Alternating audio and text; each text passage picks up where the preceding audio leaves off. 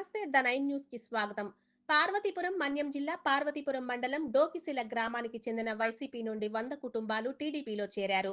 సాదరంగా ఆహ్వానించిన ఎమ్మెల్యే విజయ్ చంద్ర కూటమి ప్రభుత్వం అధికారంలోకి వచ్చిన 18 నెలల్లో అమలు చేస్తున్న సంక్షేమ పథకాలను చూసే మేమంతా ఆనందం వ్యక్తం చేస్తున్నామని పార్వతీపురం మండలం డోకిసిల పంచాయతీ గిరిజన ప్రజలు అన్నారు.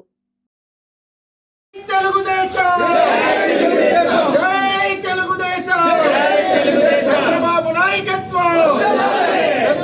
నాయకత్వం లోకేష్ బాబు నాయకత్వం మన ఎమ్మెల్యే గారు బోనేరు విజయ్ చంద్ర గారి నాయకత్వం మన ఎమ్మెల్యే బోనేరు విజయ్ చంద్ర గారి నాయకత్వం